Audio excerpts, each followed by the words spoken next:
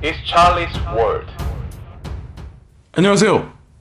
찰리 브라운입니다. 지금 2월달 들어서는 좀 열심히 한번 해보자라는 그런 마음으로 이제 여러 개 찍고 제가 여태까지 생각했고 이런 거에 관해서도 이제 어필을 하고 그리고 말씀을 드리고 그리고 이제 댓글을 다시는 분들 중에 기존에는 이제 제가 이런 식으로 이제 설명을 드린 적이 없는데 앞으로는 이제 조금씩 이런 영상도 찍으려고 이제 노력을 할 거거든요. 그래서 제가 이제 개인적으로 요즘에 생각하는 거는 정치계가 됐든 아니면 경제 쪽에서 이제 우두머리가 되는 어떤 그런 사람들이 있든 전 세계에서 어떤 그런 자리에 있는 사람들은 대중들이 뭔가 골똘하게 생각하는 거에 관해서 가장 많이 두려워하고 가장 많이 싫어하고 자기네들 말만 듣고 많은 돈을 모으고 해서 여유 시간이 남아서 많은 생각을 갖는 거에 관해서 상당히 싫어한다고 저는 개인적으로 생각을 하거든요.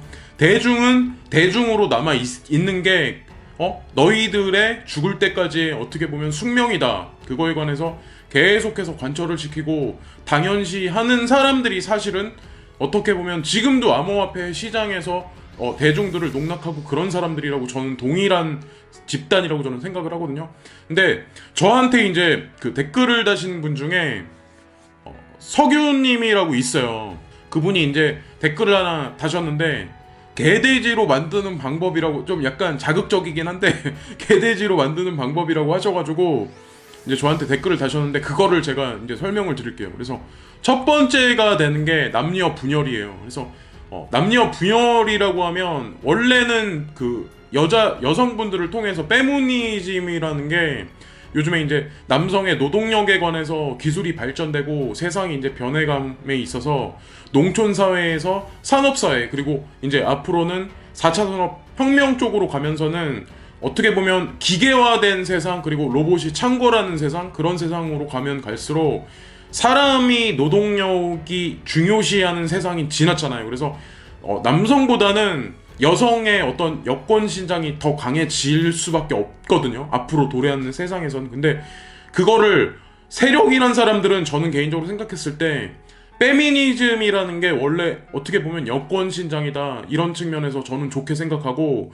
여성들도 존중받아야 된다고 생각한데 미투 운동이라는 게 사실 저는 개인적으로 생각했을 때 좀 약간 과장된 면도 되게 많다고 생각하거든요. 근데 하물며 저 같은 사람도 요즘에 그런 거를 매스컴이나 잡지나 매스미디어에서 자주 보고 더더욱이나 연애도 많이 하고 많이 이제 많이 만나고 이렇게 해야 될 어린 친구들 있잖아요. 20대 나이 어린 친구들일수록 더더욱이나 상대방의 어떤 성에 관해서 그러니까 남성은 여성, 여성은 남성에 관해서 좀 약간 기존에는 같이 않던 어떤 그런 관념에 관해서 많이 가지고 있는 것 같거든요. 배척한다는 어떤 그런 의미. 여자는 너는 뭐 때문에 나는 너를 만나기 싫어. 그리고 여성분들은 남자분들도 뭐 때문에 나는 너를 만나기 싫어. 결혼하기 싫어. 결혼할 필요 없어. 그리고 자식도 가지면 괜히 나한테 해만 될 거야. 막 이런 어떤 관념이 어떻게 보면 요즘에 대중들한테 계속 보편적으로 막 전달이 된다고 저는 생각을 하거든요. 근데 이것도 알고 보면 사실상 뭔가 숨은 의도가 있지 않나. 과장된 어떤 미투 운동 그런 게. 그래서 그분이 말씀하신 첫 번째 남녀 분열이 이제 그랬던 거고 두 번째가 이제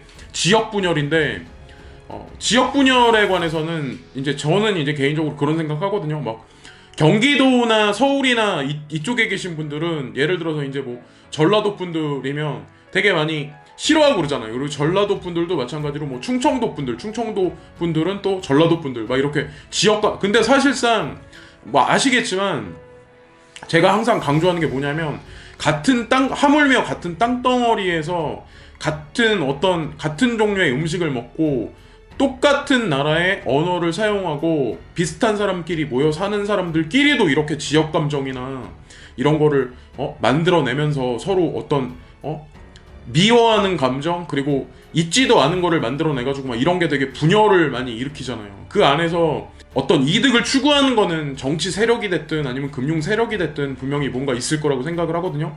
근데 그런 것도 마찬가지로 알고 보면 그게 무슨 누가 사투리를 쓰고 누가 지방에 살고 누가 서울 무슨 의미가 있어요. 어차피 한 나라에 살고 한 나라 민족이고.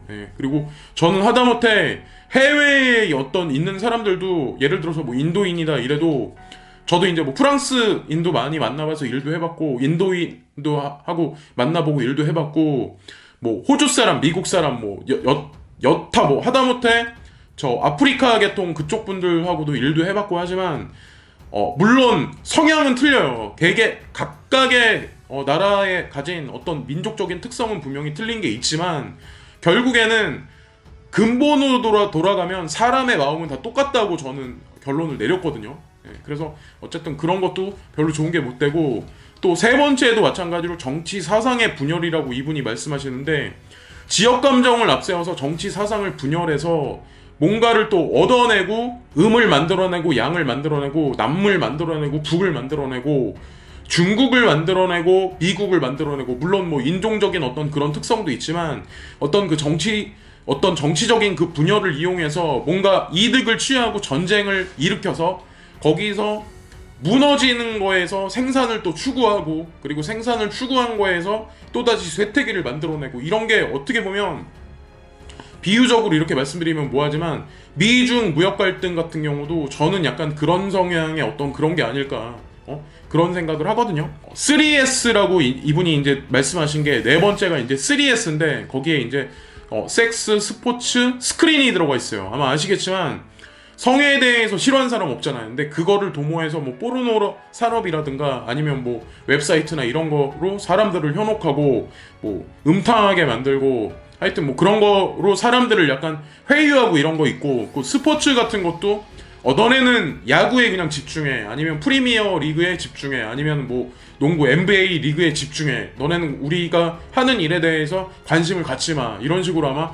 도모한다고 생각을 하신 것 같아요. 그래서 말씀하시기를 네 번째가 이제 섹스, 스포츠, 스크린, 그리고 다섯 번째가 경제적 궁핍화. 그래서 이런 거에 관해서도 제가 원래 좀 말씀을 드리려고 했었는데, 예를 들어서 내 자신이 하루에 이제 쓰는 시간이 새벽부터 일을 나가서 저녁까지 있고 스트레스를 계속 받는 와중에 뭔가에 관심을 가질 수 있는 어떤 그런 시간이 없는 사람들은, 예를 들어서 저는 암호화폐 하는 사람들 같은 경우도 뭔가 생각이 얼리 어댑터적인 기질도 있고 뭔가 깨어나 있는 그런 게 있기 때문에 이 시장에 들어와서 투자를 한다고 생각을 하지, 그런 분들이 오히려 뭐 도박을 하고 뭐 한탕주의에 빠져서 그렇다고 저는 생각을 안 하거든요. 오히려 왜 그러냐면 이런 쪽에 관심이 없고, 아니면 뭐 4차 산업혁명이나 아니면 블록체인이나 이런 거에 IT 산업이나 이런 거에 관심 없는 사람들, 그러니까 대부분의 사람들 있죠. 그러니까 그런 분들을 비하하는 건 아니지만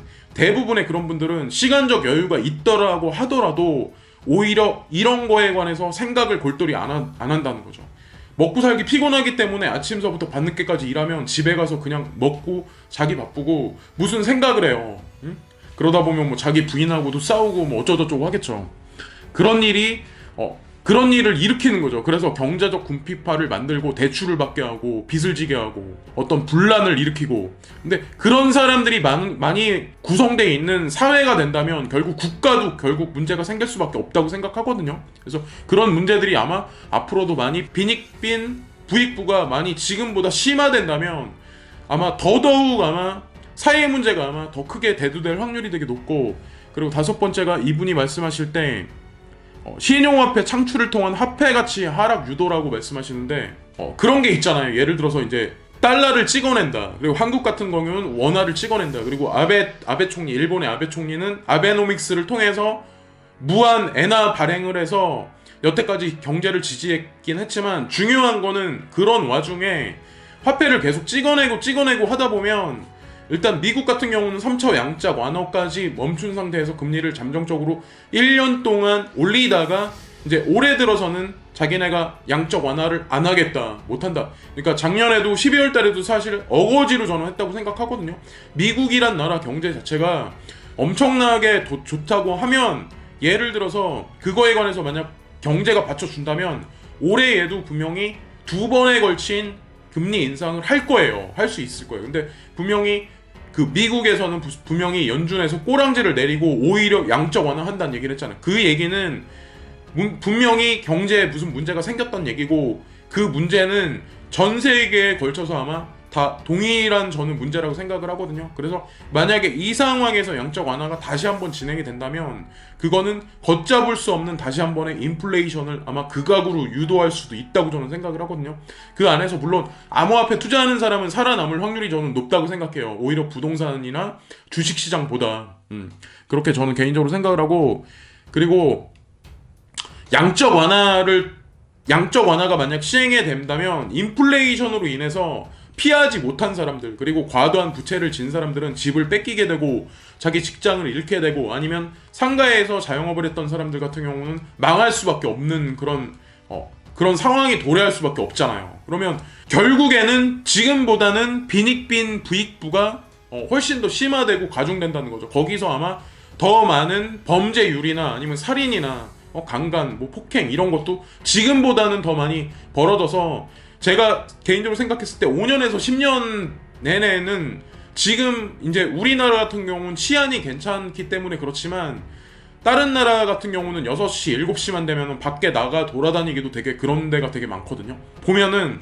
이런 일이 만약에 불거지면 범죄가 지금보다 극심해져가지고 길거리 다니기도 좀 약간 위험한 그런 일이 많이 불거지지 않을까라는 생각을 해요. 예, 그런 식으로 저도 이제 생각을 하고, 그리고 5번째가 대기업의 경제 집중화를 통한 일자리 감소라고 말씀하시는데, 대기업이 우리나라 같은 경우도 그런 게 있잖아요. 대기업이 예를 들어서 골목상권에 있는 빵집이라든가 아니면 슈퍼라든가 편의점 같은 것 때문에 주변에 있는 어떤 상점들이 다 문을 닫을 수밖에 없고, 우리 같은 서민들이 만약에 돈을 좀이라도 벌기 위해서 먹고 살기 위해서 자영업을 시작했을 때 대기업이 원래 하지 말아야 될 사업이 있고 해야 될 사업이 있지만, 삼성전자가 반도체 하는 건 당연한 거지만 오히려 삼성전자 아니면 LG 이런 데가 예를 들어서 골목상권까지 침해하는 그런 산업까지 만약에 온다면 그건 문제가 된다는 거죠. CJ에서 예를 들어서 빵집을 해가지고 그런 식으로 예를 들어서 그런 거 SPC도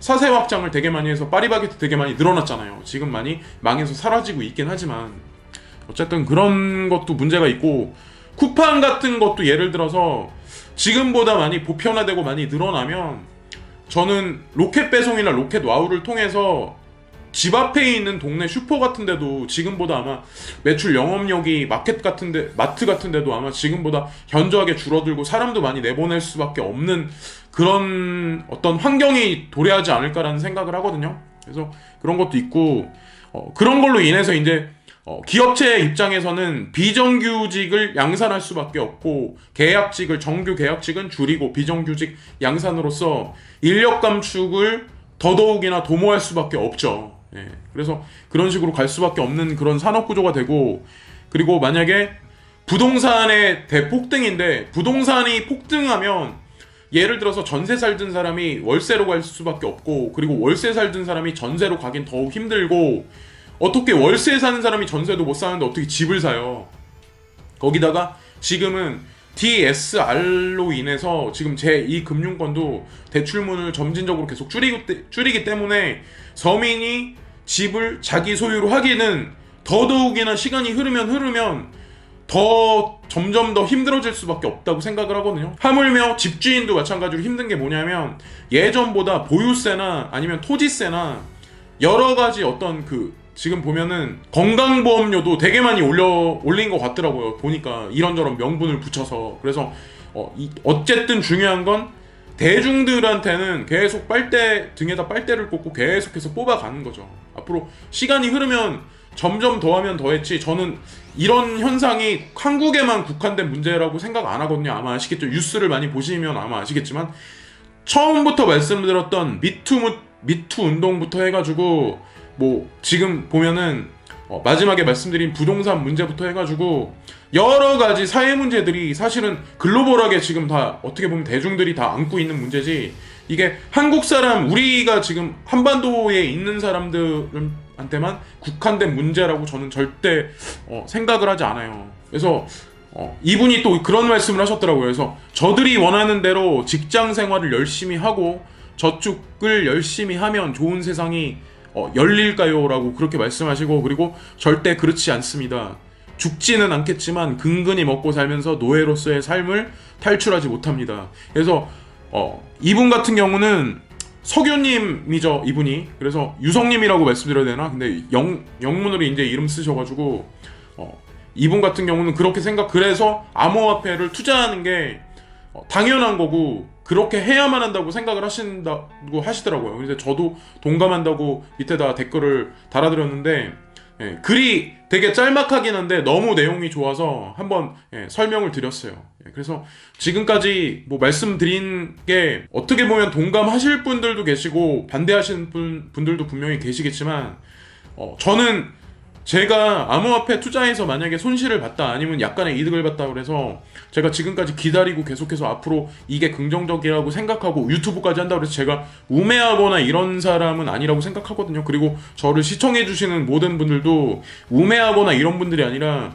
지금 이 시점에서 사실은 이거에 좀 더 깊이 있게 관심을 가질 시점이지, 여기서 만약에 더 시간이 나중에 흘러가면 제가 한 가지 끝으로 말씀드리고 싶은 게 뭐냐면 50만 원대 제가 누구한테 비트코인을 아니면 이더리움을 12,000원대 추천한 적도 있어요. 근데 그때 그 사람들은 사지 않았거든요, 사실은. 근데 여러 가지 뭐 이유도 있고 명분도 있긴 하겠지만, 근데 하물며 그랬던 분들이 예를 들어서 비트코인이 앞으로 예를 들어서 300만 원이다. 300만 원까지 떨어진다.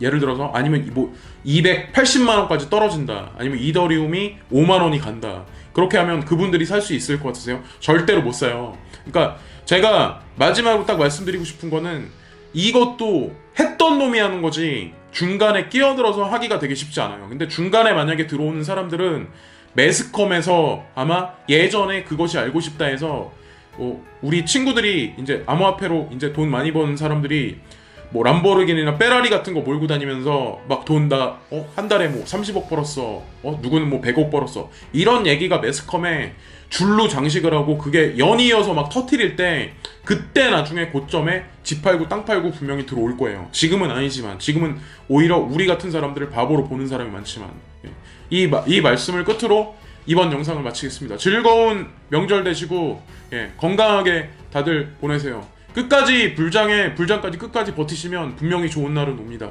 감사합니다.